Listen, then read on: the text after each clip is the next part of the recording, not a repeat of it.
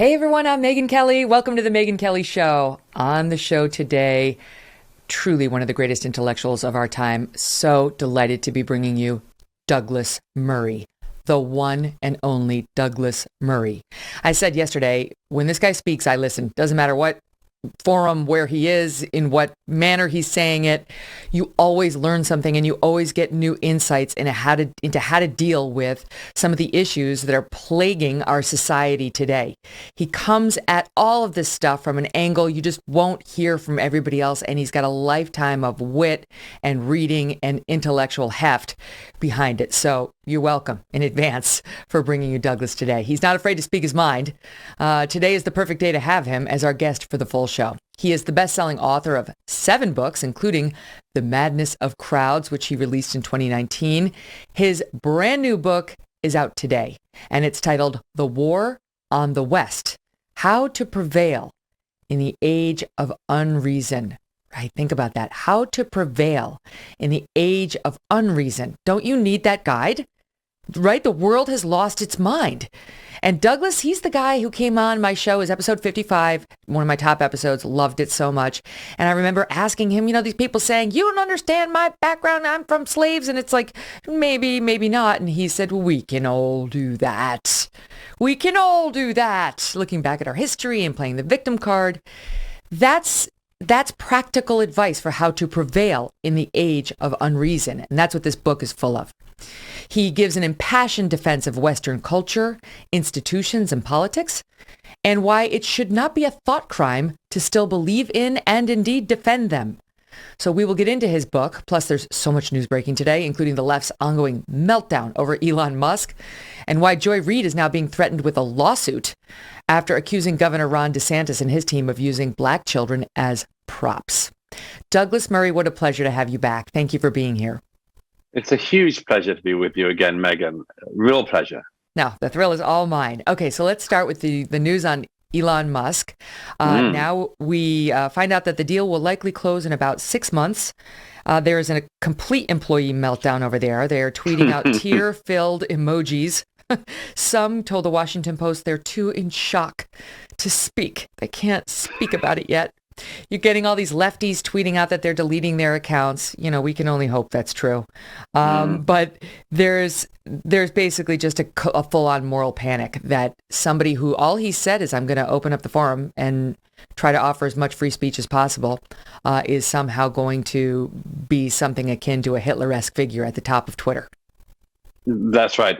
As you know, Megyn, free speech is now an alt-right dog whistle. I think I've got that right. Yes, it's amazing watching this meltdown, because you would think from the people objecting to Elon Musk owning Twitter that we're in entirely uncharted territory. I rather look forward to the people who say that because Elon Musk, a tech billionaire, owns Twitter, I've got to leave the platform and retreat to the safety of Facebook, Instagram, TikTok, and all those other platforms that are so rigorously overseen by all of the fairest and most egalitarian public entities in the world. No, I mean, it's ridiculous. I feel very sorry for Musk in a way, because he's being subjected to these ludicrous character assassinations. But, it's like the Joe Rogan thing. If anyone can survive it, Elon Musk can.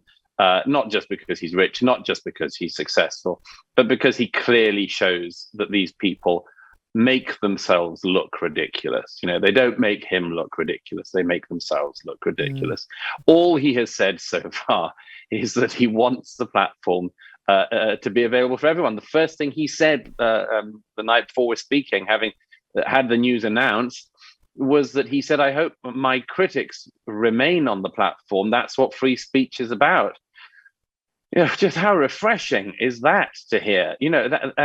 So he has a very deep and straightforward understanding of what free speech is actually about. When he tried to acquire Twitter first about a month ago, he said Twitter has effectively become the de facto town square, and you can't have the town square corrupted, basically. And it has been corrupted. It was corrupted, first of all, by people being, in the town square being quietly muted, which Twitter, of course, said that it wasn't doing, and then not only admitted it was doing, but said it could do in the terms of service. Then they started to disappear people from the town square, and then they just started to outright ban people. And as of 2022, of course, as Babylon Bee and others showed, you could lose your account on Twitter if you just said that somebody who has male genitals and dates women and competes in women's swimming is maybe not entirely 100% a woman. For that, by 2022, you could lose your platform. So the whole thing started with a few flamethrowers on the far right being no platformed, and nobody much cared about that. But it went all the way into the political center and then further out. And at this stage, it's clear that, the people at Twitter who think that they should be censors don't know enough and aren't as clever as they think they are. They're 20-somethings who believe that the idea of free speech is something they've just stumbled upon and no one thought about till yesterday. So I think it's a great development. I'm thrilled Elon Musk has got Twitter. And I just hope he does all of the sensible things like putting you and me on the board.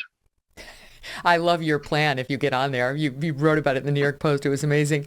I want to mention a shameless plug. We're having Seth Dillon of the Babylon Bee on the show tomorrow. So I'm really looking forward to that. Right. Because I really think he's to be credited for this whole thing. His account got shut down. Because he tweeted something to the fact they called Rachel Levine Man of the Year, who is a woman who is a man who's a trans woman, and because she was named Woman of the Year by some magazine or whatever, Seth Dillon tweeted out, "She's our Man of the Year." And for that he was shut down on Twitter, and Elon got mad. And when Elon gets mad, absolutely. He buys things. It's fantastic, isn't it? Isn't that fantastic? I wish more people had that power. That when a very funny satirical account gets shut down, that shutdown turns out to be the most expensive shutdown in the company's history. It's just great. I wish more people stood up for free speech like this, and it's just great. Great to see someone with Elon's influence and money actually making a stand, and it's just terrific. It gives you actually some hope, much needed hope. He's a hero, and he will be featured in The War on the West Part 2. For sure. Speaking of leftist meltdowns, Ari Melber of MSNBC, in an incredible, I guess it's a self-own, I don't know, we were looking at it on our team saying, is this satire? Is he just trolling us with this? Is taking a lot of guff on Twitter today for his dire predictions of what Twitter or social media could become possibly in the future. Here's the soundbite. You own all of Twitter or Facebook or what have you. You don't have to explain yourself. You don't even have to be transparent. You could secretly ban one party's candidate or all of its candidates, all of its nominees, or you could just secretly turn down the reach of their stuff and turn up the reach of something else, and the rest of us might not even find out about it till after the election. Say it ain't so. What?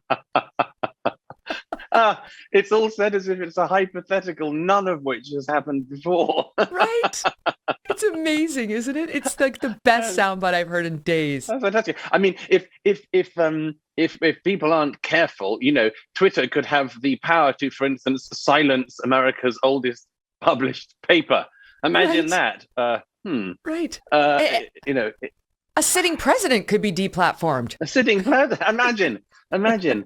Ahead of an election, Twitter could deliberately mess with the algorithms and mute stories that it doesn't like so that its preferred candidate gets into power. I mean, anything could happen, Megyn. Anything. Bedlam. Pandemonium is awaiting.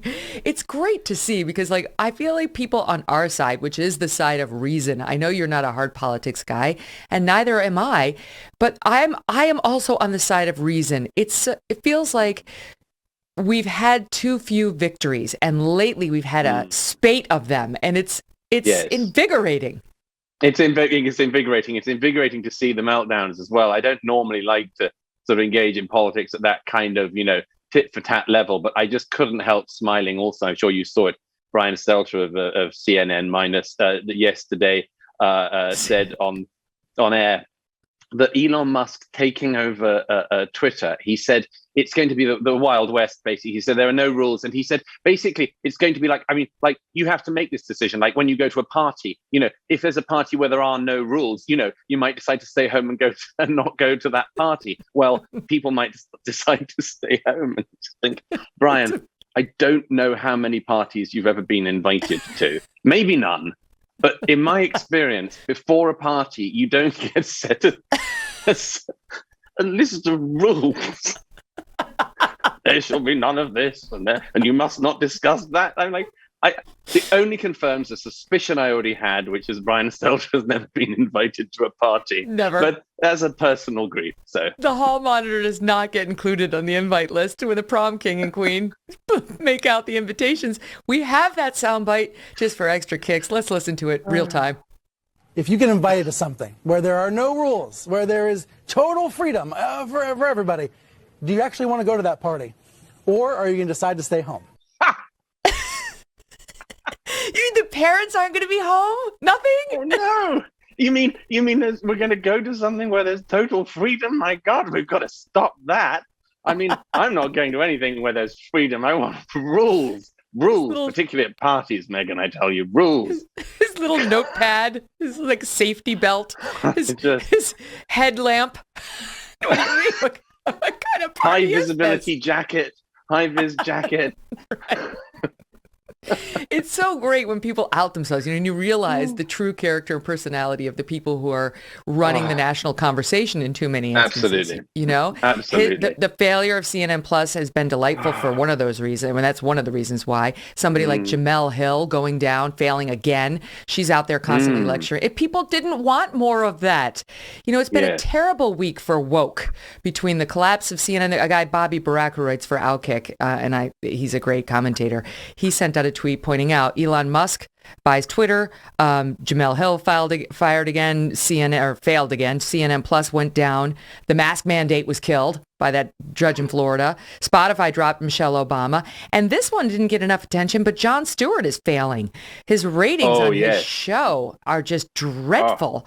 They started out to 180,000 who watched his premiere, then they were down in his fourth episode to 40,000 viewers. 40,000! And he's tweeting out, well, they renewed me. I was like, well, of course they renewed you because you're woke and they think this is what people want. And Joy Reid also hasn't yet been fired. It doesn't mean she has any viewers. That's right. I know the Jon Stewart one is a very sad story, a very sad demise, isn't it? Because, of course, Jon Stewart in his heyday, was a real king of his craft. He was so impressive. And he could do an awful lot, and he could do it with great levity and also be serious at times. And when he made a sort of serious interjection into the public debate, it actually used to make quite an effect. And do you remember when he came out of sort of retirement looking a little bit like somebody in the Japanese army who hadn't realized that the war had been declared over some decades earlier? But he sort of re-emerged about a year ago and did an interview, I think, on John Oliver, in which he mentioned... or Stephen Colbert. Colbert. It was on Colbert, wasn't it? And he mentioned, Jon Stewart, that it seemed likely that the laboratory in Wuhan that actually does the coronavirus stuff could perhaps be the place where the coronavirus had come from. And that was a very important interjection because it was actually the first time that a sort of figure of the left had unveiled publicly the fact that was not a conspiracy theory, but was indeed a perfectly viable theory. And maybe you shouldn't, again, be thrown off Twitter for saying it. So Jon Stewart showed that he had the ability to break that horrible, mechanized way of thinking where you've got to be lockstep absolutely with your tribe's thinking. And he showed the ability that actually would be a way out of some of our current manias. He showed that if you do step out of that lockstep mentality, you can do some good, because the moment he said that, the more of the media on the left started to accept that they couldn't hold on to the narrative that they'd been pushing. And I thought when this show of his started, well, that's just great. Jon Stewart could actually sort of be one of those figures who sort of breaks the mold. Lo and behold, only a few episodes in, We've got Jon Stewart presenting the episode of The Problem with White People. And it's a struggle session where Andrew Sullivan is invited on under false pretenses, is called a racist, not only by one of the other panelists who's white, but also by Jon Stewart, the host. And I watched that and I just thought, my gosh, this is the end of Jon Stewart, really, because, he had this opportunity, and instead of being able to think for himself and think out loud and try stuff out, he just fell into the same boring rut that so many people have fallen into in our time. Let's bash on about white people. Let's do struggle sessions for being white. And, surprise, surprise. There isn't a huge audience of masochists who want to tune in to a hilariously unfunny episode of white people talking about how ghastly white people are and punishing any white person who doesn't agree with them. So yes, the market has once again reasserted itself. Yes, featuring women, like some white woman who goes to the dinner parties of other white women by invitation to lecture them about how racist they are and how they need to and charges unlearn thousands of dollars a plate. Who would invite such a person? That's Brian Stelter's party. Well, it reminds. I wish I'd been able to sort of break into one of those things, because it would be the perfect thing to write the modern version of Tom Wolfe's classic Radical Chic about, wouldn't it? The delicious hors d'oeuvres before which you're served an interim course of racism, and then a wonderful maybe filet mignon. Followed, accompanied by a lecture about how appalling and disgusting and guilty you are. It would have been a wonderful thing to witness, and then a sorbet, maybe. The latest few episodes of Jon Stewart, just so in case people didn't know, again, this is per same guy, Bobby Barack. Last episode include him declaring that America prioritizes white comfort over black survival, calling Andrew Sullivan a racist. That was shameful and disgusting. Other notable episodes from the past season include taking responsibility for systemic racism and resource guarding, and representation matters, but it doesn't solve racism. No wonder this thing went down, right? And he's like, well, they renewed it. Well, that means absolutely nothing. It doesn't. It just means it makes Apple feel good about itself. Doesn't mean anybody wants to see it, which is in the end is the goal.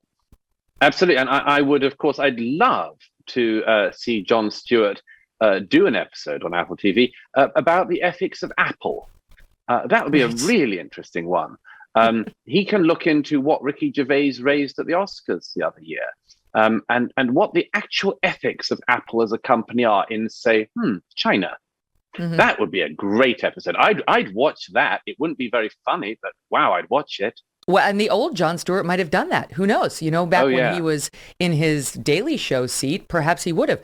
But speaking of which, it points out the hypocrisy of all these people who want to lecture America on how bad we are, Great Britain, and yet they're happy to do business with China or support companies that do. That brings me back to Twitter and Jeff Bezos and his bizarre reaction to Elon buying it. So Jeff Bezos feels the need to weigh in on this, tweeting out, quote, "Interesting question. Did the Chinese government just gain a bit of leverage over the town square?" This was in response to a New York Times journalist noting that Elon Musk's Tesla was extremely exposed to China.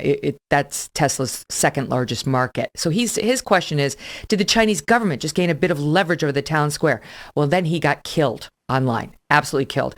People like Glenn Greenwald pointing out this Reuters 2021 report titled, "Amazon," that's Jeff Bezos' company, "partnered with China propaganda arm," the details of which exposed Amazon removing negative reviews about a book by President Xi Jinping and then disabling comments entirely as part of a deeper decade-long effort by the company, Amazon, to win favor in Beijing.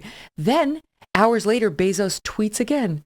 "My own answer to this question is probably not. Probably not. No, they probably did not gain a bit of leverage." I've got a horrible feeling that Jeff Bezos realizes that the whole sort of Russia thing has been overdone recently. If Musk had bought Twitter even 2 years ago, he would have been accused of being an agent of Vladimir Putin. Bezos has moved on slightly and realized the best way to do a sort of drive-by reputational shooting on someone now is to do that. And of course, as people have pointed out about Bezos, Bezos is totally tied into the CCP. He's had to do business in China. You can't do business in China without going through the CCP. So I don't understand how these guys. I mean, it's the same with Bill Gates. They sort of pose as something, and then the pose falls apart in no seconds flat. And you just think, why didn't you just shut up? Right. Why did you feel the need to speak about that? Make such an idiot of yourself. Well, they are railing. They like crackdowns on free speech, not dumb speech. That's fine, but free speech is fine with them. And you've got tweets like from the NAACP reminding Elon and the world, quote, hate speech is unacceptable. Okay. And really what they normally say useful. Is unconstitutional, which is not true. Not true at all. Hate speech is not unconstitutional. But the hate speech is unconstitutional. Do not allow 45 to return to the platform. Then you've got, there's a Washington Post op-ed today by this person, Anand Giridharadas, an NYU journalism professor, of course, MSNBC contributor, saying Musk operates from a flawed, if widespread, misapprehension of the free speech issue facing this country. And goes on to say, in his vision, the freedom to speak without restraint by powerful authorities is the only freedom of speech. And so, freeing Nazis to Nazi, misogynists to bully and harass and dox and brigade women, even former President Donald Trump to possibly get his Twitter account back. The cutting of restraints becomes the whole of the project. Well, yes, indeed it does. Indeed, freedom means what it says. I thought he might be the guy. There was a guy as well who said that one of the reasons why Elon Musk shouldn't be allowed to buy Twitter is because he doesn't have a doctorate. Oh, come on.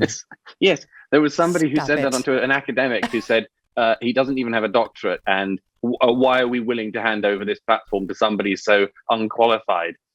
Well, one reason is all of you people who believe you are qualified, you keep showing yourselves to be totally unqualified, and your NYU professor there is another example of that.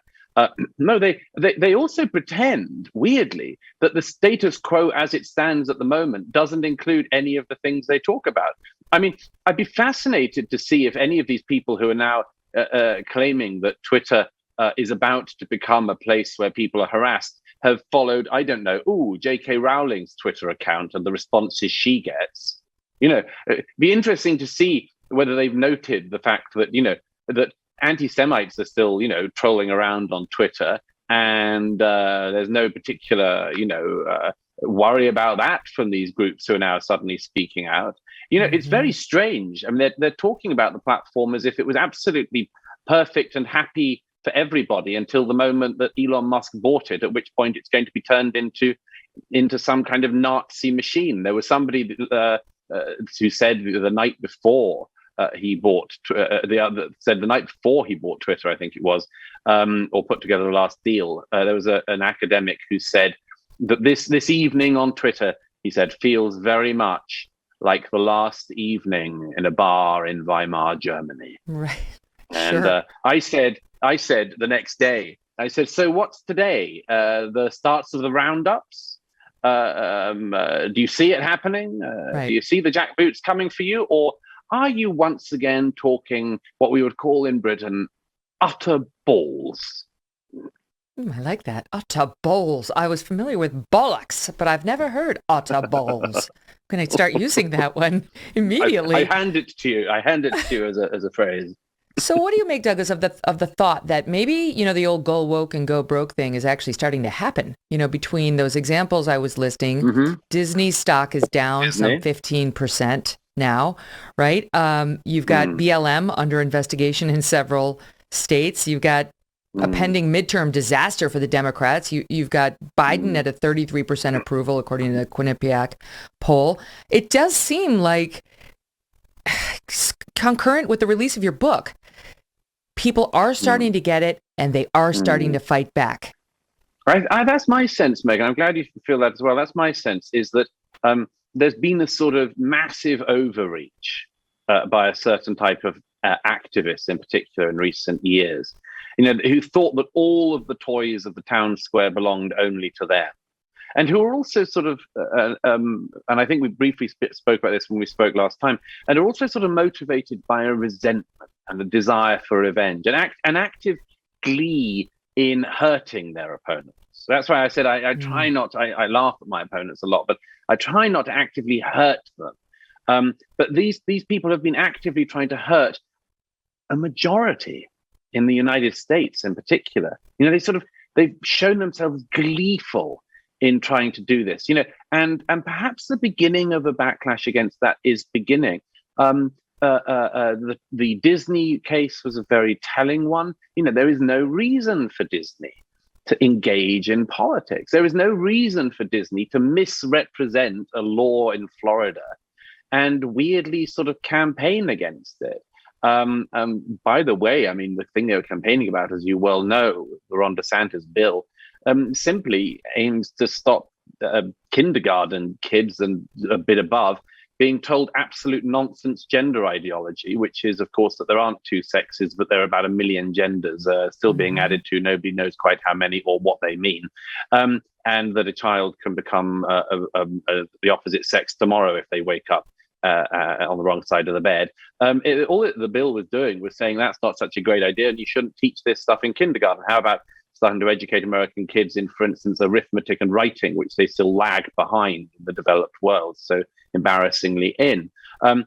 Disney didn't have to misrepresent what Ron DeSantis's bill does. They didn't have to pretend that it actually was "Don't Say Gay," as the Oscars also joined in pretending. They don't have to lie like this. They don't even have to speak up about this.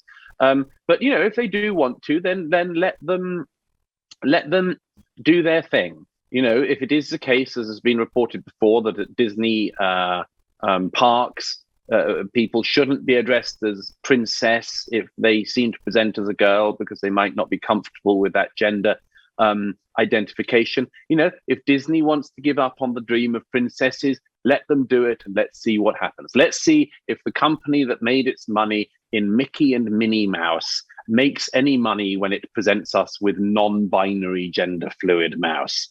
Let them try their place in the marketplace, and let's watch their shares continue to plummet.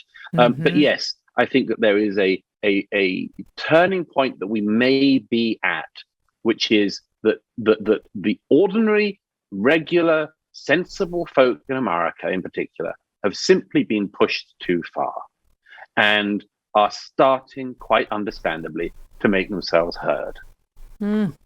This book will be, as I said about Madness of Crowds, this is my new Dianetics. This book will be an able guide to help them do that. But when you talk about Disney, I'm going to squeeze a break in here in a second, but when you speak about Disney and the princesses, it reminds me, anybody who's gone there, especially with a daughter, knows, the princess theme is everywhere. As soon as you walk in, it's the big Cinderella's castle.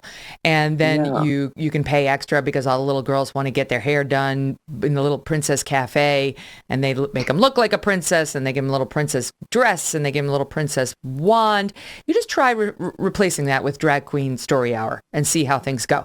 See how the attendance at the park goes. Because already Trafalgar last week, or maybe it was this week, released a poll showing that nearly 70% of voters say that they are less likely to do business with Disney. And I don't think it's as a result directly of the fight with DeSantis, though that's part of it. It's those videos. It's the videos of their executives on camera admitting that they are sneaking, quote, a queer agenda into their films and products wherever they can. That's right. It's the same thing with Netflix, isn't it? Exactly the same thing.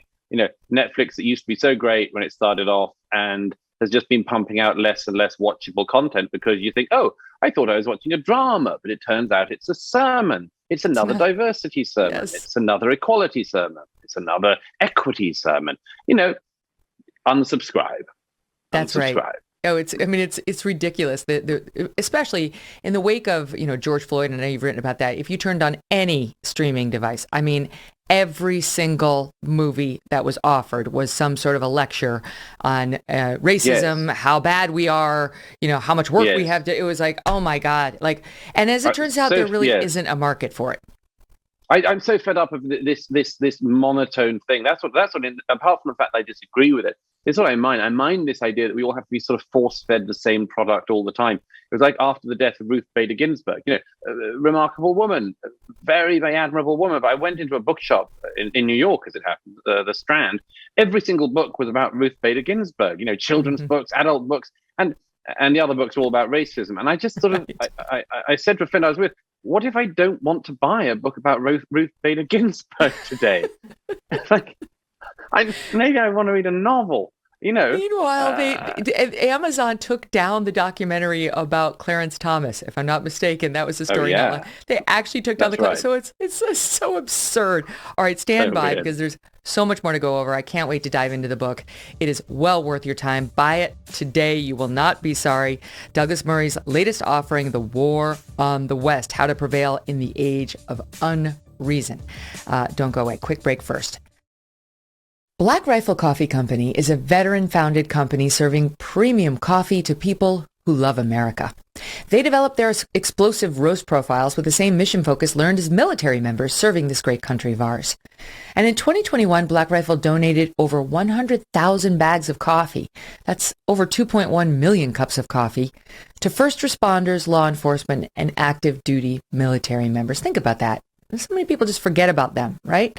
Black Rifle actually earns a profit and says, you know what, let's give back. So you know that with every purchase you make, Black Rifle is going to do just that, give back to people you care about.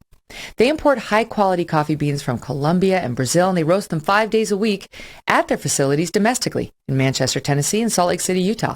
That means you're going to get the freshest coffee possible no matter where you live. The best way to enjoy Black Rifle's freedom-filled coffee is with the Black Rifle Coffee Club. When you join the club, your brew of choice is roasted, packaged, and shipped free to your door on your schedule. Buy it at blackriflecoffee.com. Use the code MK at checkout for 20% off your purchase and your first coffee club order. That's blackriflecoffee.com/MK, and do use that code MK on checkout. Black Rifle Coffee, America's coffee. Welcome back to the Megyn Kelly Show. Here with me today, Douglas Murray. In his new book, The War on the West, Douglas takes an in-depth look, in particular, at the left's determination to destroy the life and legacy of British Prime Minister Winston Churchill. I mean, among others, but the Winston Churchill part is amazing. As you may remember, the left's hatred was on full display in the summer of 2020 when protesters spray-painted the word racist on Churchill's statue outside of the British Parliament. The statue was unveiled in 1973. It depicts a famous photo of Churchill in 1941 during World War II, inspecting the damage to the House of Commons after Germany's air raid on London. The statue eventually had to be encased in a metal box to keep it away from protesters. In his book, Douglas writes, quote, "If Churchill's good points cannot outweigh any bad points, then no one can ever do enough good in their life. The attacks on him make all human endeavor seem futile." Douglas Murray is back with me now. And I heard you making this point on trigonometry, which I love too, that it's the same thing with Lincoln. If you can't have Lincoln, you can have no one. It's all tied together. Absolutely. I'd go further, as I say in the book. It's absolutely everybody in American history, as it is absolutely everybody in British history. When I grew up, the main heroes we had politically were Lord Nelson, the Admiral of the Fleet, who defeated the French. We had Winston Churchill, because he stood alone against Nazi Germany, and certainly if he hadn't been prime minister at that point, then it's almost certain that the Nazis would have been up against an appeasing prime minister or somebody not willing to stand up to Nazism, and that Europe, at the very least, would have been flooded over by the Nazis successfully. He was, in my life, also and for all people, I think, who are British, as well as many Americans, he was the single figure who showed something about the importance of grit and determination, even standing alone against the worst of enemies. He was the epitome of bravery. And of course, there was something more personal in it, which is that for the generation that's now pretty much died out, he was the person who rallied them, not just to fight for their country, but to put up with night after night of bombardment. My grandparents told me this. My parents' generation grew up under the shadow of this extraordinary man, because we knew that if it hadn't have been for him, we would have been speaking German, and much more. So something very extraordinary happened in Britain in recent years, which was every one of our heroes, but particularly Winston Churchill, the radical left activists and others, the race hucksters and others came for.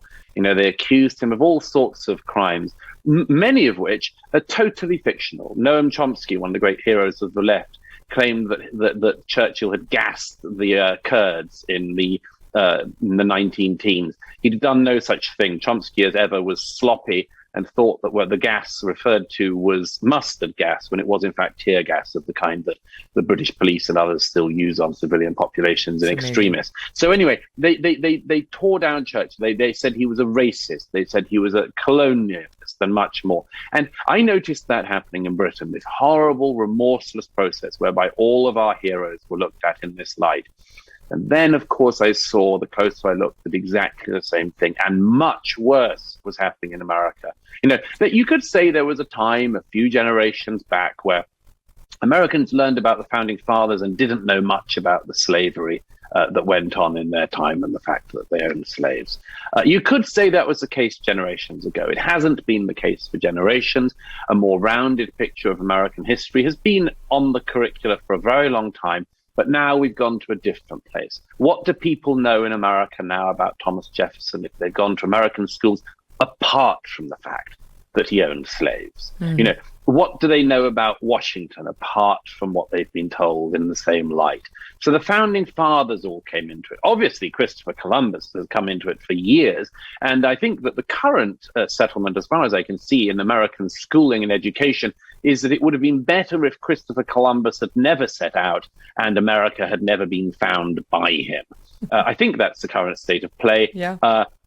Either he should have taken a left and avoided America, or he should have left things to the natives.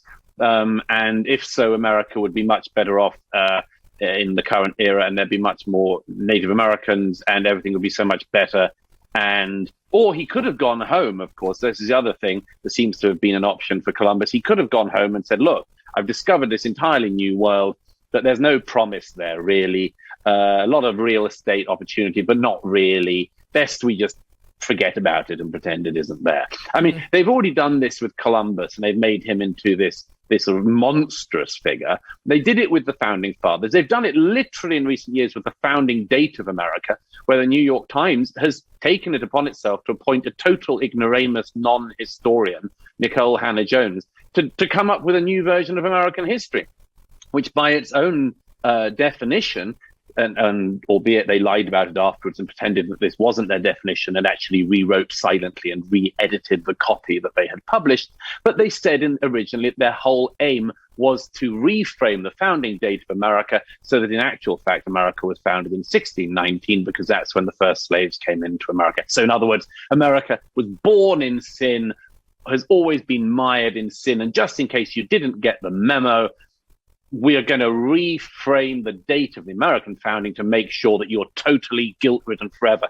But then you come up further to date, you pass the founding fathers, you get to both sides in the Civil War. There was a time when there were people who were more critical of people on the South, but now it's equally critical of people on the North and the South sides. And even Abraham Lincoln, even the people who freed the slaves, now have their statues torn down in American cities. And if the mob doesn't get to them first, as they did say in Portland when I was there, the Lincoln statues are now taken down preemptively by councils, worried that the mob will get to them next. We see Thomas Jefferson's statue boxed up and wheeled out of the back of the New York City council chamber, wheeled out the back door in a crate because, as one of the council members said in New York, Thomas Jefferson no longer represents our values.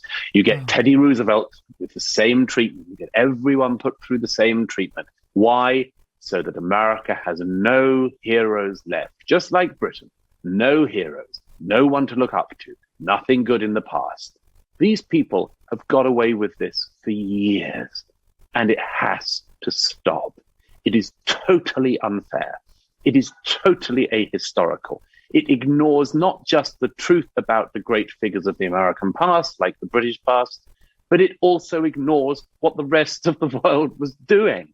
You know, the absolutely maddening thing about the illiteracy of the Robin DiAngelos and Ibram X. Kendis and Hannah Nicole Jones, the absolute madness of what they have done is that they have persuaded American society not just that American history is just totally rotten, and that people today, as a result, are rotten and have to just keep on feeling guilt about themselves, even though, I mean, I never did anything with colonialism. I never did anything with slavery. Neither did you, nor did anyone listening. Nobody should have any guilt about it who's alive, because we didn't do anything about it. But we're told we've always got to have that guilt.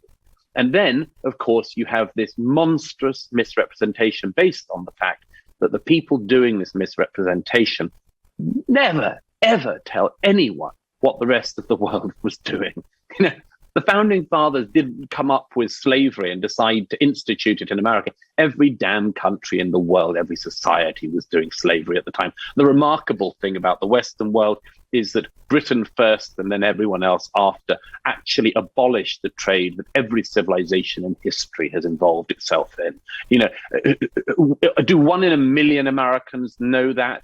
The 1 in a million Americans know that, horrific and huge as the transatlantic slave trade was, that there was a much bigger slave trade at the same time that took Africans east to Arabia, and that the Arabs took even more people, roughly 18 million people they stole from Africa, sold into slavery. Why do we not know about the Arab slave trade?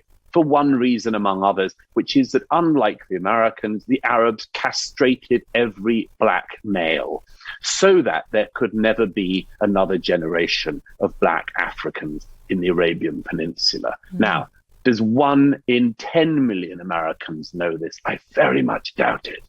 We have been force-fed not only a false version of our own past, but a totally false version of the rest of the world's past. So we're told and invited, and then told to think appallingly of ourselves. But we don't have to. We don't have to at all. It's incredible.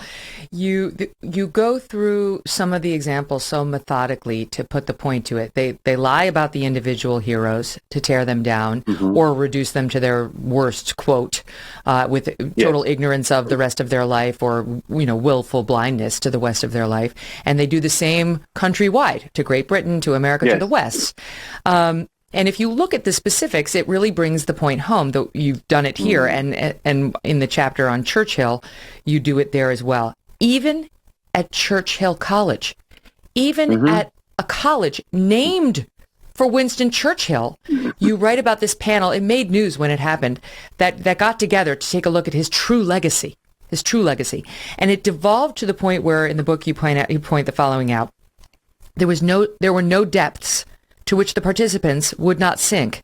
At one point, one of the participants started to snark at Churchill for being a coward. Quote, I mean, was it Churchill out there fighting the war? Because I'm pretty sure it wasn't. I'm pretty sure he was at home.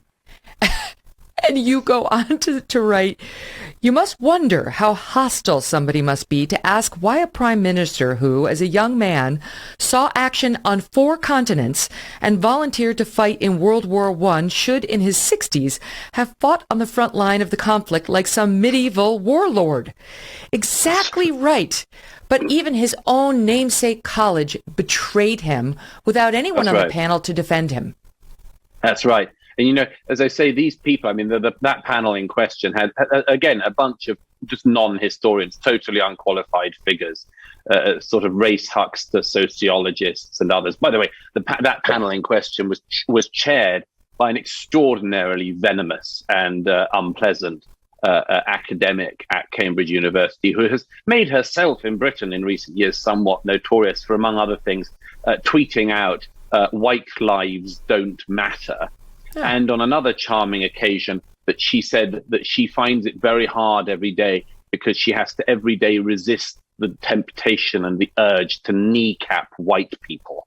So this is what we're dealing with, of course. We're really dealing with very, very racist people, very, very racist anti-white people. And if it was anyone else being spoken about, like this, we'd know. I mean, one of the points I make in the book is that you see in panels like that, in publications like the ones I cite, you see what's really going on. This isn't even, they don't even bother to make a fair estimation of the Western past. They don't even bother to make a fair estimation of our Western heroes. They just want to hurt us. I mean, we could all do it. I mean, I could go to, I don't know, Ghana and decide to say to everyone locally that there was nothing good about Ghanaian history, that there were no good people from Ghana, and that all of their local heroes were total scumbags. I could do it, but I think people would identify what I was doing. They would say, you seem to have a problem with Ghana and its people. And if I were to be the sort of person who then went on to say, and also I have to resist the urge to kneecap black people in Ghana, I think people would cotton on at some point that, oh, there's a racist. Seems to be that we're dealing with a nasty old racist here. Well, it's the same with these people. They're nasty, anti-Western, anti-white racists. And this has to be identified, because these people have got away with it for far too long. And here's the one of the real things I want people to take away from this book is, in my experience in recent years, people, particularly American parents, I mean, you're a parent, Megyn, but particularly American parents, have had this sort of experience, mainly perhaps when their children get to sort of college age, that the children come back from college and are sort of crammed full with 50% of the facts. 50% is a generous estimation, but they've got, let's say, they're crammed full of one side of the argument, and they come home and they basically anger or befuddle their parents with these claims about people like Abraham Lincoln, these claims about people like Thomas Jefferson, or, claims that America is racist institutionally today and has been since its founding, and that therefore we must atone in some way. And in my experience, a lot of American parents, and increasingly this has happened in recent years to me, American parents, what do I do? What I say in response to these things? We can't all become scholars and experts in Thomas Jefferson, Abraham Lincoln, all the founding fathers, everything to do with the Civil War, everything to do with the 20th century, never mind, world history. We can't all do that. What do we do? And one of my self-appointed tasks is to arm such people with the facts that they need to push back. That's right. Is to say, actually, there are specific lies that your children are being told. And they're not just specific, they're also general lies. The lie that, for instance, there should be hereditary guilt for one racial group and not for any other. The monstrous lie that some children, white children, are born with some inherited sin and evil that they must atone for because they look like people who did something bad in the past. So there's the specific mistakes and crimes, and then there is the much, much larger moral crime of what is being taught to a new generation in America and in the West as a whole. That's right. And you've done a deep dive on that, and that's where we'll pick it up right after a quick break. There's so much, it's such goodness with Douglas Murray, and more goodness after a quick break. Don't go away. And don't forget, folks, you can follow and download the Megyn Kelly Show podcast on Apple, Spotify, Pandora, Stitcher, or wherever you get your podcasts. There you'll find our full archives, including, I mentioned it, episode 55, which is the first time I had the pleasure of interviewing Douglas Murray. Again, if you don't like that show, you're not going to like this. You're not going to like my show at all, because it's among the best work I could do. He's just, I don't want to reduce him to a soundbite machine, but he is. His insights are invaluable. Check it out. This episode of The Megyn Kelly Show is sponsored by the Claremont Review of Books, a quarterly journal of original essays and book reviews that the smartest conservatives in America read from cover to cover. Widely regarded as the intellectual nerve center of the conservative world, the Claremont Review of Books is one of the only places where important new books and ideas are treated seriously and in depth by reviewers who know what they're talking about, many of whom you'll recognize because I've had them on my show and you probably already love them. Victor Davis Hanson, Sohrab Ahmari, Heather McDonald, John Daniel Davidson, just to name a few. You can get a sampling of the exceptional content they publish along with a special offer at ClaremontReviewOfBooks.com/MK. Listeners of The Megyn Kelly Show will receive a free bonus issue of the publication when you sign up for a 1-year subscription. That's 5 issues for the low price of 4, and that's just the cost of $19.95. Okay, so you get 5 for the price of 4, and that's not even $20. If you love great writing and thoughtful insights on everything from politics to history, philosophy, music, art, sports, then sign up to start receiving the best read for the most well-read today at Claremont, that's CLAREMONT, reviewofbooks.com/MK. Welcome back to The Megyn Kelly Show. Here with me today, Douglas Murray, author of the must-buy new book, The War on the West, How to Prevail in the Age of Unreason. Here's an excerpt. In the War on the West, white people are one of the first subjects of attack, a fact that has been steadily normalized and made into the only acceptable form of racism in the societies in which it happens. And to your point before the break, I've heard you say, all of the white guilt and white rage and white tears that we see in the headlines, if somebody says that to you, that's your white guilt speaking, that's your, those are your white tears, your white woman's tears. The question you've asked is, how dare people talk like this? People need to be called out on what is clearly racist messaging. Yes, absolutely. I mean, we have this pathologizing of white people that is going on at the moment, and it is time that it stops. It would be totally unacceptable and rightly unacceptable to do it to any other group of people. Every month there is a new pathologizing term about white people. As you mentioned, Megyn, you know, we've had white tears, we've had white women's tears. That's one that you can especially laugh at. You know, oh, she's just crying her white woman's tears. I mean, imagine that. Imagine saying, oh, those are just black tears.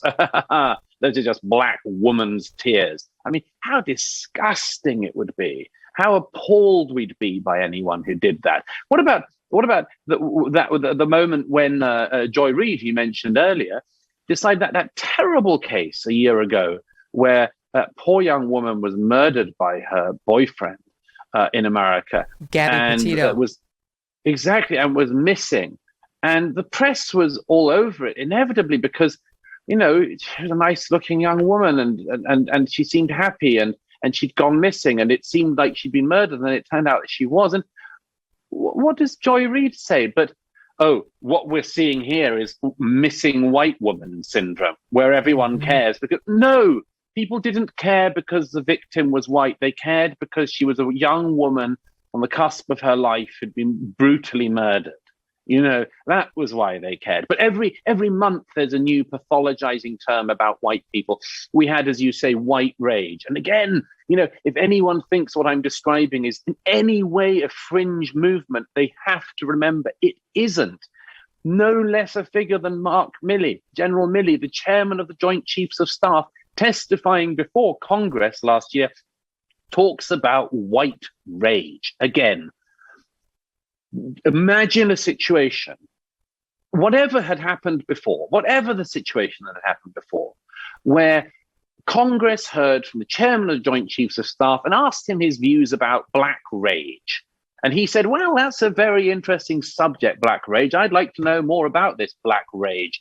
I mean, we would know exactly what was going on. It would be the pathologizing of black people, the demeaning of black people, the attempt to other black people, to use one of the left's favorite phrases. Well, this is what's happening with white people. And as you know, and I'll give a quick example, if I may, it's not hard to see where this actually leads. And again, I'm not quoting this from obscure places or obscure sources. This goes right to the top and all the way through Western society and American society in particular. Here is a charming lady called Aruna Kilanani speaking at Yale University in April of last year.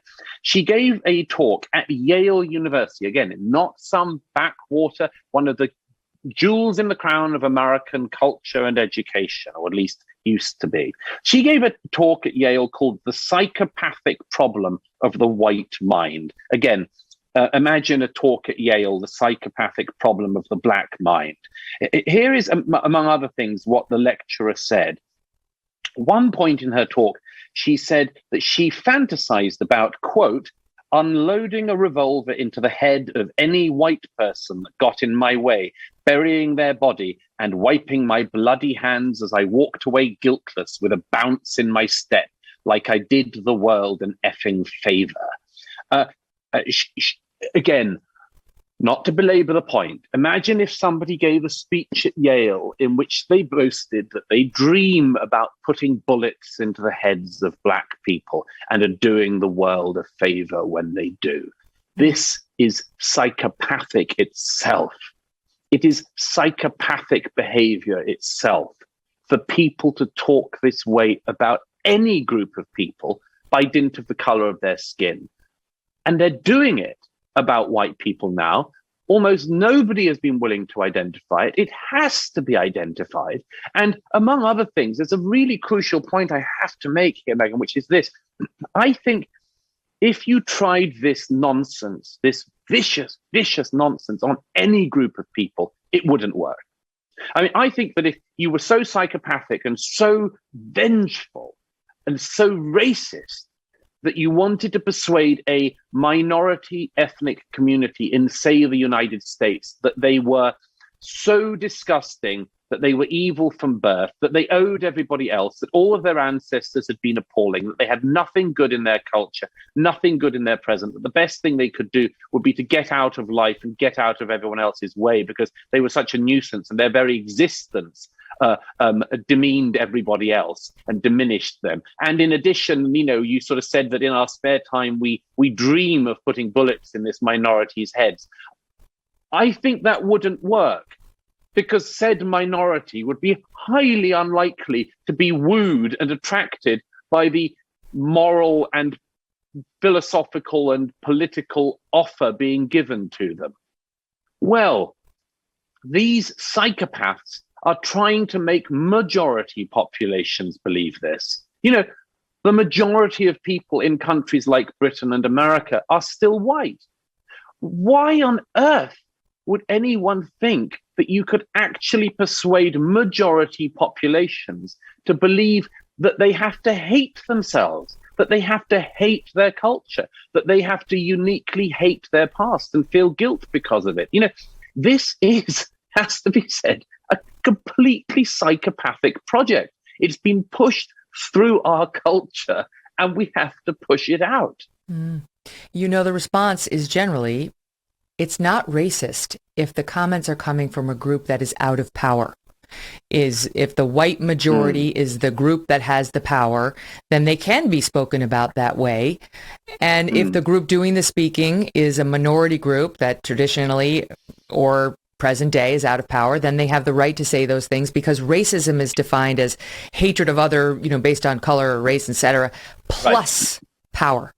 Right. Well, exactly. That's the amazing. They always try to present this stuff as if it's mathematics, like it's we've come up with a formula. It's this plus power.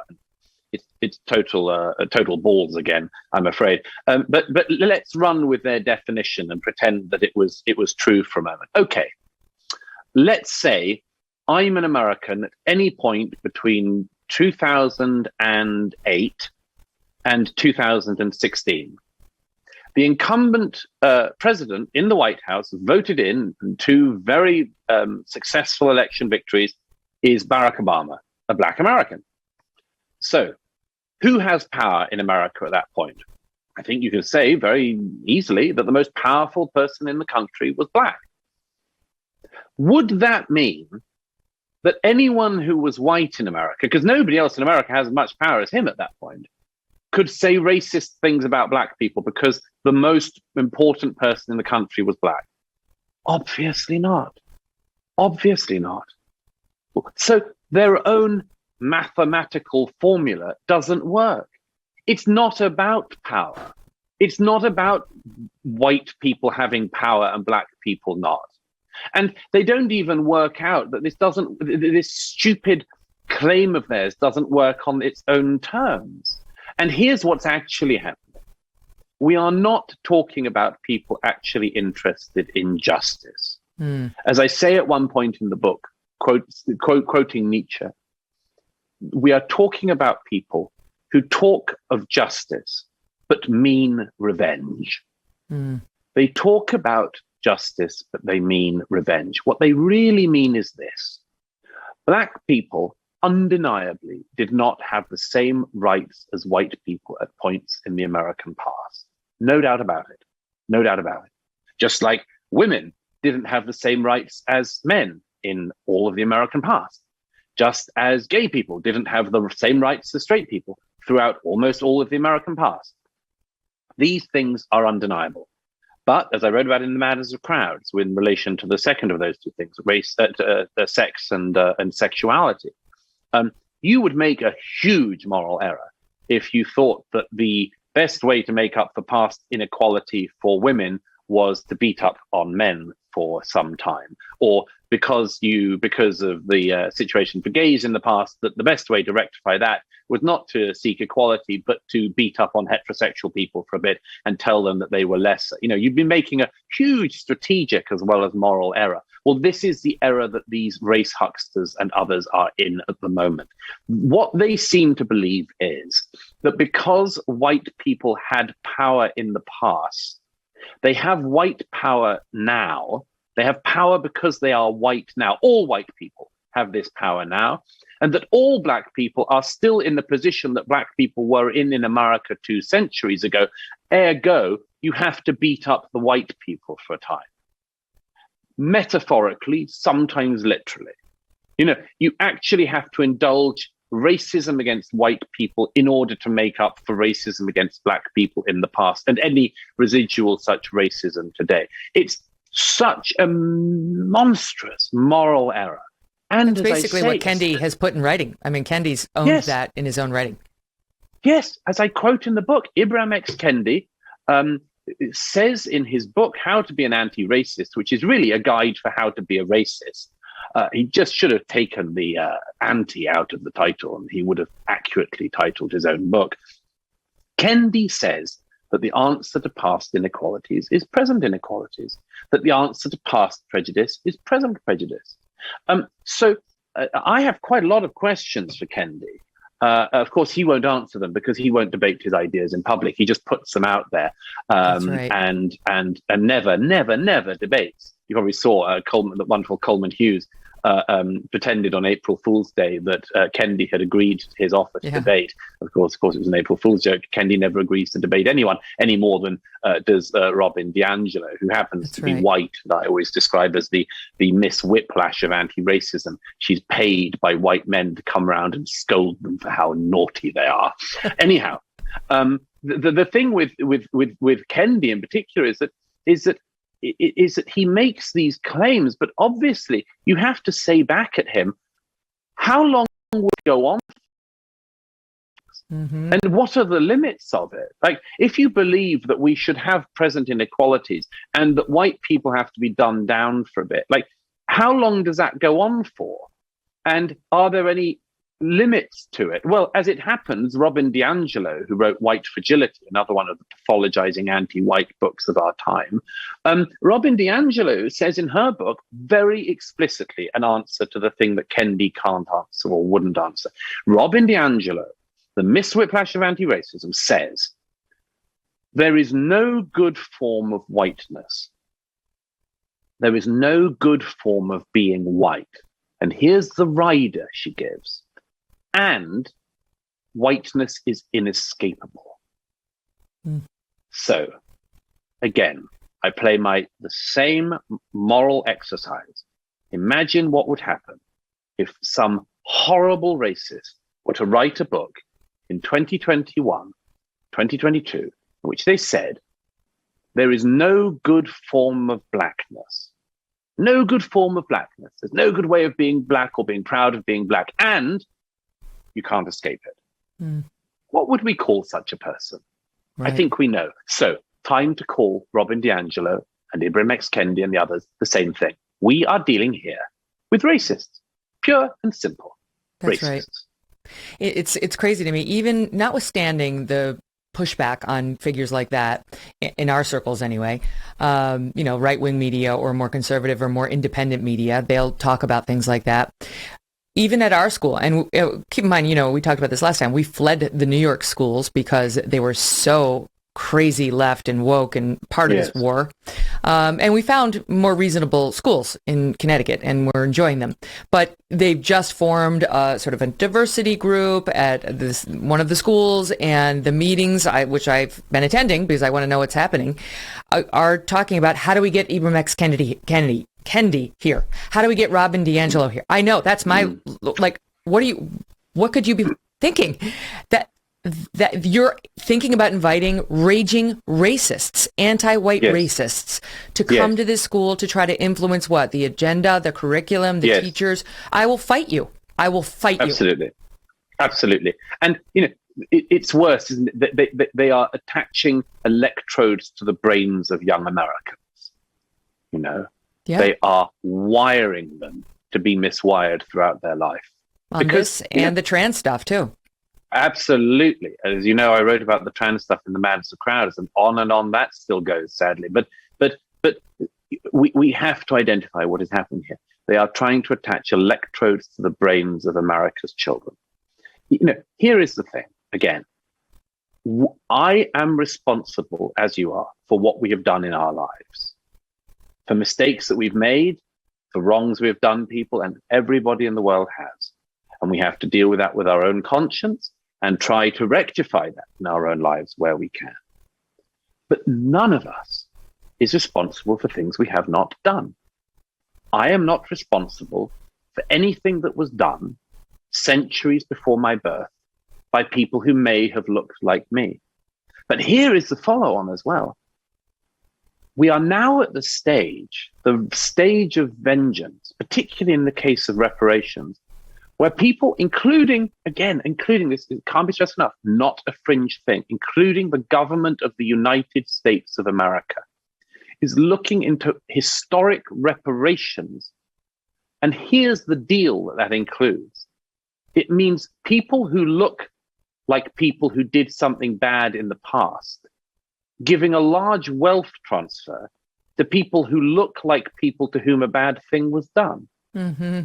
Where exactly is the justice in that? And I mean, I don't want to overstress the point, or belabor the point, but we are in America in a country which seems to find it incredibly divisive to suggest that people should show a piece of ID when they go to exercise their rights at the ballot box. This is something so controversial that it is said to be extraordinarily racist in America in the 21st century to identify yourself when you go to the ballot box. Well, here's the deal with reparations, which major figures like Ta-Nehisi Coates and, again, everybody running for the Democratic primary in 2020 talked about.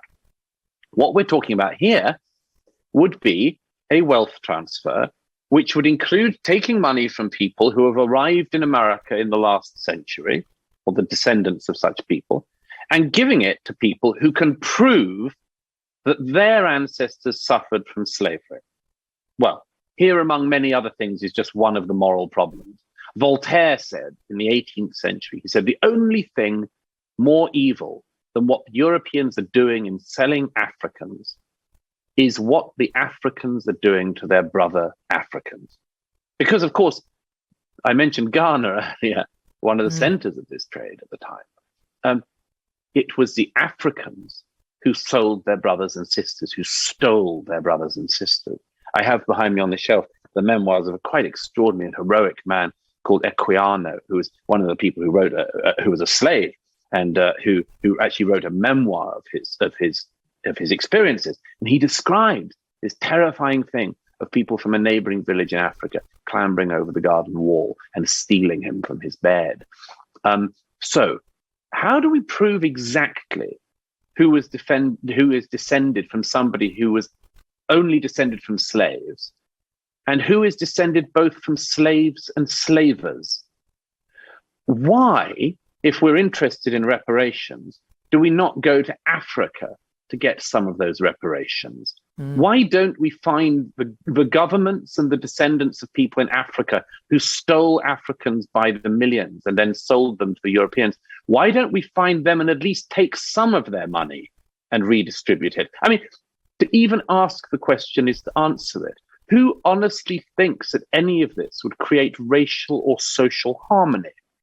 It's almost the definition of how to put a pipe bomb underneath your society and then set it off. Which may be the point, right? That's the part of the point for some. Yes. Politics is the point for many others.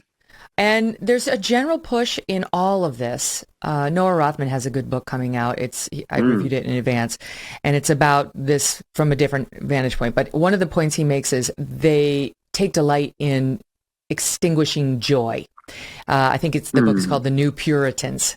And it is. Yes, I've seen it. Yes. Yeah, it compares the woke to the Puritans and how really the point is to eliminate joy, or you might say, love of country or your national figures. They want to eliminate the joy. They resent it. That's part of the point. And your book gets to that in a different way because you sort of go through the institutions and how they've been disparaged, corrupted, manipulated. Yes. The one that stood out to me is what's happening at the Tate with Rex Whistler. You mentioned slavery, and there's a teeny tiny piece of a Rex Whistler mural that shows a black boy being led on what appears to be like a leash or a rope. It's not like a rope around his neck, but he's being led. And this has wound up becoming an absolute nightmare. And your point is people have been enjoying the mural as a whole, not this one teeny tiny piece of it, for decades without any problem. Yes. People of color, white people, conservatives, liberals, writing raving reviews about it in places like The Guardian. And now, under modern day standards, it too must go. Yes, I'm so glad you mentioned this, Megyn, because this is actually one of the things that bothers me most. I loathe the politicization of everything. I loathe the racialization of everything. The monotone, boring thing which is done to everything. Using this race huckster thing to take down everything. It's bad enough when they do it in politics. It's bad enough when they do it in education. But they're doing it to everything in our culture. The British Library in the summer of George Floyd ordered an audit of its books and authors to find out who was guilty of being connected to colonialism or slavery. And by the way, they actually were totally inept at the task. And they identified people who had no connection with slavery and put them on a sort of blacklist. It was absolutely reprehensible. We've seen the Globe Theatre in London, the remake of Shakespeare's Globe, criticizing Shakespeare for his use of language. One scholar in the Decolonizing Shakespeare seminars announced that Shakespeare's use of the terms of light and darkness was racist language. They said Shakespeare's language is all over the place. Hitherto, Megyn, people thought that William Shakespeare was quite the user with language. I thought we were meant to admire him as one of the jewels in the crown, but no, he also racist. Everybody else, like everybody else. And the case you just cite with the Rex Whistler mural at the Tate is one that really bothers me. I'll tell the story very quickly, but yes, Rex Whistler painted this mural, his first mural at the Tate Britain, as it then was, in the 1920s. He spent months and months doing it. It's a wonderful, beautiful, fantastical mural.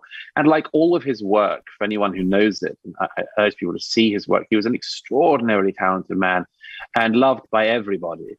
And this is a sort of fantasy mural. And like all of his fantasy murals, there's always something which says, even in Arcadia, there am I, death, suffering, evil, wickedness. There's always something.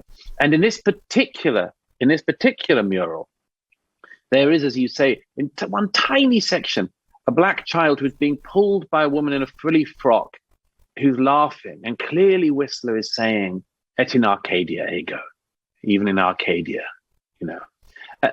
It has now been, thanks to a very hostile campaign by a tiny number of people, it has been closed, the room in question.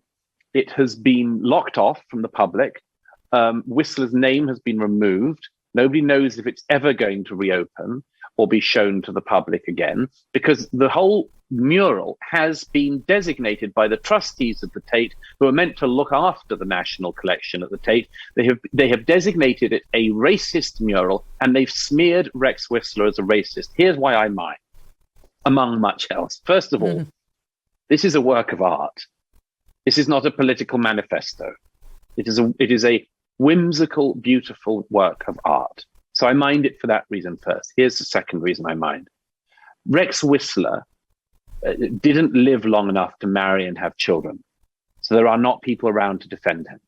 And the reason why was when the Second World War started and people in my own country of birth, Great Britain, were being called up, Rex Whistler immediately signed up. He joined a tank battalion and he died on his first day of action in Normandy in 1944. This was a man, an artist, who could have had an easy war.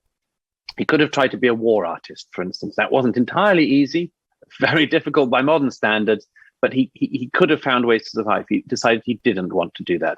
He wanted to fight with the other men of England on the front line against Nazi Germany. So here we are in the position in the 2020s where a man who died fighting Nazism is posthumously defamed by people who are meant to be safeguarding his legacy and defamed as a racist. This is not an exceptional thing. This is a common thing now. Everybody in our entire cultural history, everybody is being defamed by not living in 2022, by not sharing all of our values. We stand bestride all of our history as judge, jury, and hangman, and we're not even curious to hear the case for our own defense. It's an unbelievable, masochistic, devastating thing for a culture to do to itself. Right. And the Whistler mural isn't a celebration of slavery. No. It's a depiction of this utopia where even something as awful as that could be pictured. It's complicated. It's art. You point out in the book, art. Take a look at poetry, take a look at literature. Are we going to scrub them all of references to the slave trade or to slavery to sort of cleanse them of acknowledgement of something that did happen, not just in our country, Right. but in many countries around the world? This is a fruitless, pointless, virtue signaling effort that makes no sense. And it's really an impossibility. Yes. And it's also, I mean, it's so, as I come back to this phrase, this word, it's boring among much else. It's reductive and it's racist, but it's also boring. Who wants to live in a world where everything is just stuck on one side or other of this ledger, where everything is either perfectly ideologically correct in the arts and politics and everything else in our lives, or bang, banned, scrubbed, closed? Who wants to live in that situation? In art, in particular, in literature, isn't moral complexity interesting? Isn't it one of the things that makes art? I mean, I mentioned Shakespeare earlier. I mean, who doesn't know that a play like The Merchant of Venice is highly morally complex? Who wants to be given? Oh, well, the answer is anyone who still subscribes to Netflix. But who wants to be given such a bland, monotone, good versus evil, everything's always so damn obvious moral view of the world? Who wants to keep being force-fed this like a goose, just force-fed this pap all the time? You know, who doesn't want a bit of complexity? I would like a bit of complexity in this. I'd like a bit of a recognition that, for instance, the history of art is not just something you ransack through in order to find the good guys and the bad guys and then chuck out the bad guys and actually not bother when you also chuck out the good guys. You know, I'd appreciate some recognition that things are more complex than that. And here's one reason why, just off the top of my head, one reason why is because we know that we're more complex than that. That's right. And And if we don't accept that other people are complex and that history is complex and that it requires a bit of damn nuance, what are we meant to think of ourselves and our own actions in this world? And, sorry, one other thing whilst I'm on this, because this is the thing that maddens me most. You started by talking about Churchill earlier. One of the reasons I mind this whole thing about not just art, but about history being so savagely misrepresented, particularly in America and in Britain, is this. See, as you said in that bit of that quote you did about the Churchill section in my book, if we have no heroes left, we don't know how to act well in the world. And in fact, it's worse than that. There's no point. Because if you can give your life fighting Nazism, as Rex Whistler did, only for a century later to be defamed as a racist, and none of your work to matter, none of your paintings to matter, why would you bother? If you can actually defeat Hitlerism, as Churchill did, and still be defamed only a couple of generations down the road, why bother doing anything in this world? Why bother with absolutely anything? Why bother doing any action, any good in the world? Because it seems that the ledger is such that even if you did do some good, a future generation will just decide it was nothing really, and it didn't matter. So, in other words, what I'm saying is it's an enervating movement among much else. It's a demotivating movement. Mm-hmm. It's a movement that seems almost designed to tell us that the only thing we should really aspire to do in our lives is to find that we've been born, cringe at having been born the way we've been born and with the culture we have, sidle through life, hope that we don't take any joy from anyone else, don't experience any joy ourselves, and then sidle off silently in the hope that no one noticed us. Right. Well, I don't think that's a great example of a life well lived. I think it's almost exactly the opposite.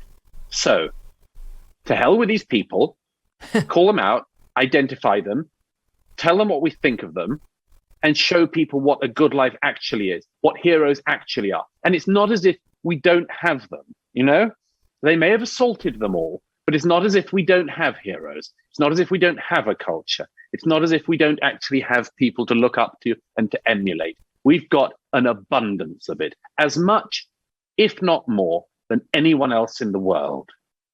D'Angelo actually recommends that as a white person, you should enter any room with a person of color by apologizing on entry and before exit, apologizing for your history as being a white person, whether you've done something or not, and so on. And your comment, I'm going to squeeze in a break, but your comment about the demoralization that happens as a result of this, I had a light bulb moment there where we've been talking a lot on the show about the malaise that people feel, just a general sense of malaise.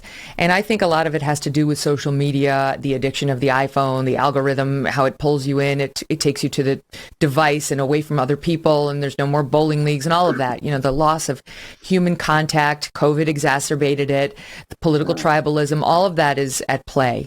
But this, and this, I've been encapsulating by saying, and then, you're told you're bad because of your skin color, or you're told you're inferior because of your skin color. But it's more pernicious than that, as you've just outlined. It's not just, yes, all of that's happening, and those messages are being given, which are not uplifting.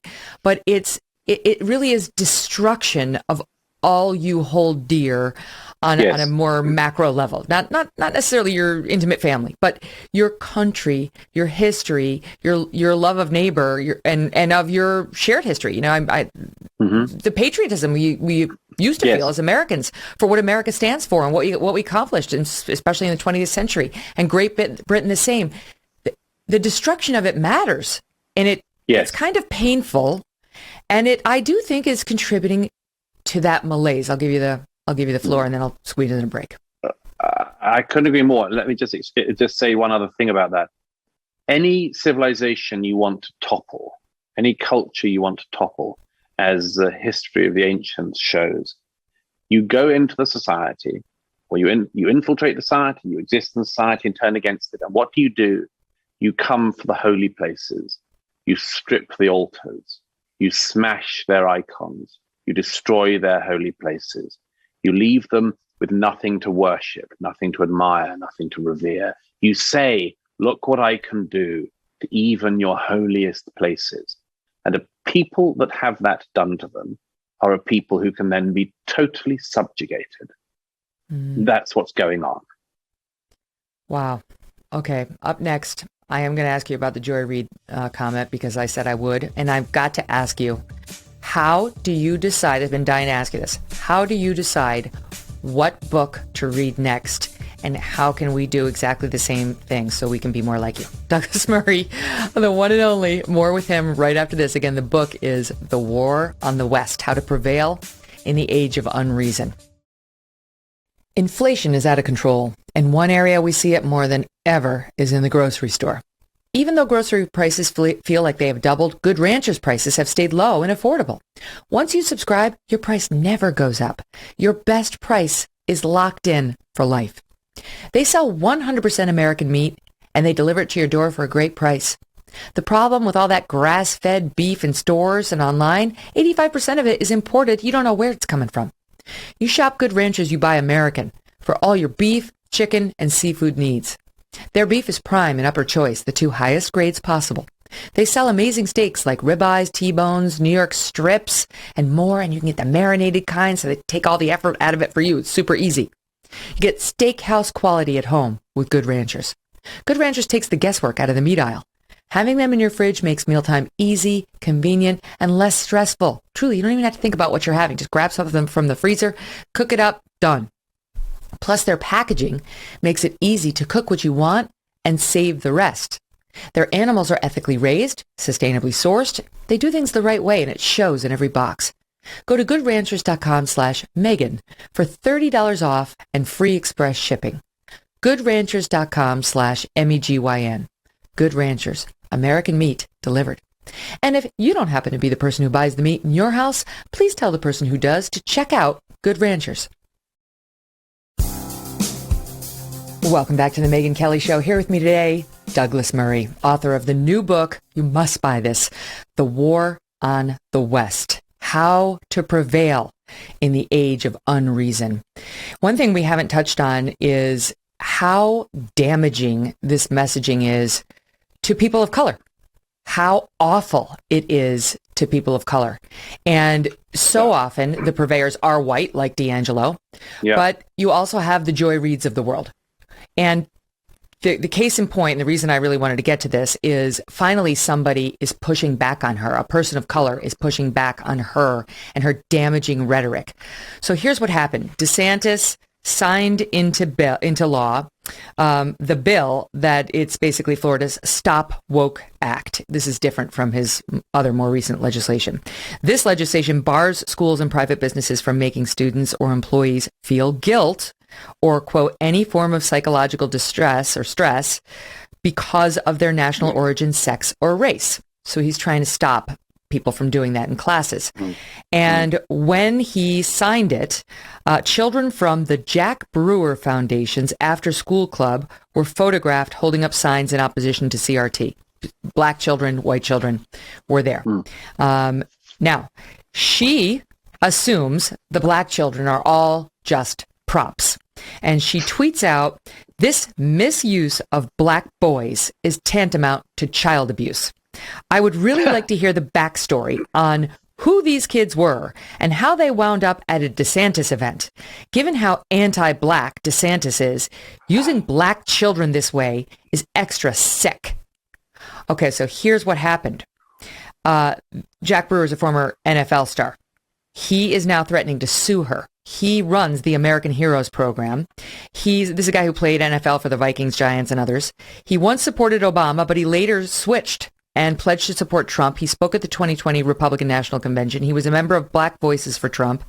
And now he's angry about what she said. He said Joy Reid has, quote, completely humiliated my kids and my program. He says you have 24 hours to apologize to these children. And if you fail to do so, I'm going to sue you for defamation. He says, and I quote, it is just so hurtful. She needs to be held accountable. She does it so often. And you know, her words and the way that she comes across to Black America leaves a stain on all of us. I won't put up with it when it comes to my kids. Oh, good for him. Right? Bring the tear to the eye. Absolutely good for him. Good luck to him. I don't know what the chances are of winning a libel case in the US on such a thing, but my God, I hope he can take it to the cleaners. There has been too easy a run for these people. I mean, you mentioned just before the break, Megyn, that Robin DiAngelo thing of a white person going into a room and encountering a black person should apologize. The minute you reminded me of that, I have this horrible mental image of what would happen and what my black friends would think. Yes. Every time I went into a room, I said, I'd just like to, before we start drinking, I should just say that I... Oh, Douglas, my little boy had his other little buddy come over for a play date the other day. The little boy is black. His mom came to pick him up. The thought of me greeting her in my home being like, I just want to start with how sorry I am for my whiteness. It's so condescending. It's absurd. It's divisive. It's awful. Yes, it's unimaginable, totally impractical, and as well as being totally immoral. But yes, you're right. The people like Joy Reid do have to be stopped. I think they have to be called out. And I say stopped. I do think everyone should speak against it. She has the right to her point of view, but it should be exposed for what it is. She's engaged in a deliberately divisive game.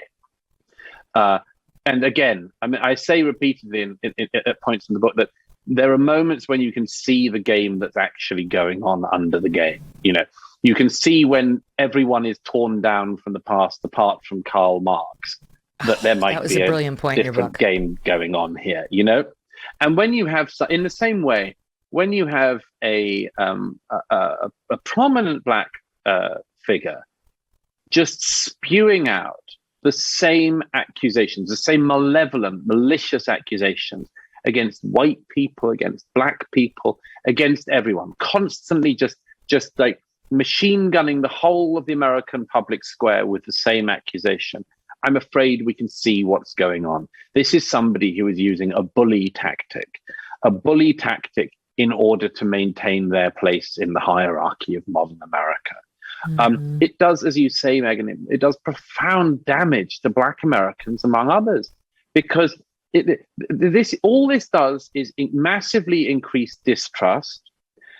We've actually got evidence, and I give some of it in the first chapter of the book, as you know, of the distorted impression that many Americans now have about their country. We've got that evidence. The number of unarmed black people that people who identify as liberal think are actually gunned down every year in the United States is several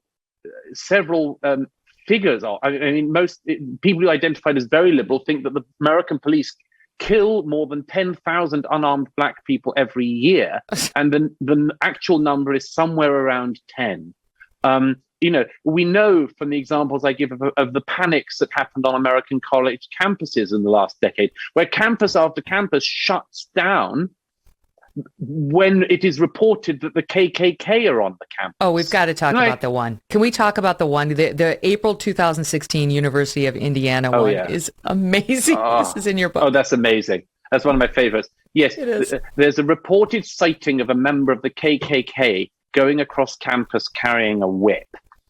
A totally common occurrence at liberal arts college campuses. I think you'll agree, Megyn. I mean, they're almost too mundane and commonplace to even notice. But anyway, this student made the claim. Others, the whole campus goes into lockdown. On this occasion, the authorities catch up with the phantom figure, and it turns out to be a Dominican monk in traditional robes carrying a rosary. Well, I wish. Is that the guy who was at the frozen yogurt place? Oh yeah, I mean, it's. There's another one where a homeless person carrying a blanket is claimed to be a Ku Klux Klan member. I give the example of Seattle before the last election, when there was a great big sign on the Whole Foods, which was about the only remaining shop in town. Everything was smashed up. but it was a small sign above the boarding still saying Whole Foods, and a much bigger sign saying racists are not welcome here. As if the Ku Klux Klan are famous for meeting up in the fruit and nut aisle of the Seattle Whole Foods. There's a completely fictitious view of the country which exists in this country, and which the best you could say about it is that it's like at least a century out of date. But young people in America in particular are being given this totally false version of their country. They're being told that a situation exists which doesn't exist. Yeah. It's like a mind game is being played on them. And I'm afraid that the only thing you can do in that situation is for the adults to step up, not to give in, not for the trustees of every institution and every university and more to just give in to this cultural revolution, but to say, you know what, we're adults. And there are things that you learn with time. And one of them is a reasonable attitude towards your own country, because you've lived a bit longer. And you can say a bit more clearly what the situation is actually like. So instead of pandering to the child who believes that they see the KKK around every corner, you say, actually, there was a time in the past where that could have been the case, but it hasn't been in my lifetime or my grandparents' lifetime, and it certainly isn't in your lifetime. So don't be afraid of false bogeymen. Don't be scared into believing a version of your country that isn't true. Don't listen to the people who tell you that everyone is divided by the color of their skin. We are trying to get in America and in the West in general to a position where the color of someone's skin is basically as uninteresting as the color of their hair, and that it is no more desirable to divide people by skin color than it is by hair color. That's the position we're trying to come to. We're not far off it. We're certainly much closer to it than any other societies on Earth. We're not far off it. And there might be things we can do to make that situation more, embedded and complete. But the worst way to reach it would be to re-racialize society by telling people, the KKK around every corner, that white people are all the problem, and that everyone who's black suffers from the very existence of whiteness. And the only thing that white people can do is to go up to their black friends and neighbors and spouses and much more and say all the time, I'm so sorry for stealing your black joy. Instead, you should say total balls. Total balls. I've got to go, sadly. I could keep this going for 5 more hours. But I have to ask you that question that I teased before the break, because it's something I want to know. As someone, I realize we're dealing with your 44 years of reading and wisdom and so on, whatever 42, age you are. 42, sorry. Yeah. Sorry. Sensitive subject, Megyn. Wow. I know. My God, I misstepped. What do you do? Like, how do you figure out what to read, Douglas? When your reference to the book about the person's experience and earlier as a slave and the books behind you, I want to know, and I'm sure my audience would love to know, how do we even begin to educate ourselves and make good choices? I got about a minute left. Well, obviously, I mean, in a way, I do some of the reading so that other people don't have to. And I explain in my books, like The War in the West, the stuff that I just don't want other people to have to wade through, bad books like some of the ones we've mentioned, but also some of the good books, some of the really inspiring books, including ones that I mentioned in the book, Inspiring Figures. One of the things I definitely try to do is every time I have to imbibe a load of absolute mental junk, I try to make sure that I read really good things, and read backwards, read classics, read things you haven't read before. I'm reading at the moment Stefan Zweig's biography of Marie Antoinette, which is so beautifully, so wonderfully done. And it's a sort of break for me in a way. And I do urge people to do that. It's good to keep on top of the things of your time. But as I always say in one of my favorite quotes, be a part of your century, but do not be its creature. It's very important to me always to read back, to read about other things. As I say, we live in this era where we talk all the time about lived experience, but actually your own experience is not the only thing that matters in the world. The experience of other human beings matters too. Part of the point of reading is to discover that. And for me, reading is one of my great joys. I try to make sure I never view it only as a work project. And of course, for me, the greatest excitement of reading is that one that C.S. Lewis so famously said when he said, we read to know we're not alone. And you read across the centuries and you discover other people felt like you, other people thought like you, or thought differently. And what an amazing, amazing discovery that always is. And the discovery just goes on and on and on. And the first order of business is to read The War on the West, How to Prevail in the Age of Unreason. Do it to support Douglas Murray, do it to enlighten yourself, and do it to arm yourself with meaningful options when people spew nonsense in your presence or the presence of your children. Douglas, such a pleasure. Thank you so much. Such a pleasure. Thank you, Megyn. Wow. Thank you so much for joining us today. I hope you enjoyed that interview as much as I did. I was just saying to my team, you can't do that kind of thing on cable news. You can't put Douglas Murray on for 3 minutes, get up and down on a conversation like that. That is one of the joys of this forum, right? I'm so delighted to have been able to bring him to you. I hope you enjoyed it. I know you did. How could you not? Right?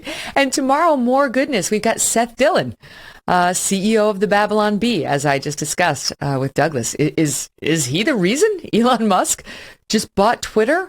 We'll get into the whole thing, how they took a stand on their tweet about Rachel Levine, how they backed libs of TikTok after she came under attack by the Washington Post, and whether Seth actually does think what happened to him led to some really great news, I think, in the social media world. In the meantime, do us a favor. Would you download the show or follow us on Apple? That's how they changed it to follow now. I know if you enjoy the show, maybe sometimes you forget to download, but it helps us. So if you could just subscribe or download, follow the show on Apple, Pandora, Spotify, or Stitcher, we'd be very grateful. Also, thank you for helping us cross the 400,000 subscriber mark on youtube.com/Megyn Kelly. We're on our way. We've only been on video for less than a year, so I feel like that's pretty good, but still building. Thanks to all of you. So we'll see you tomorrow.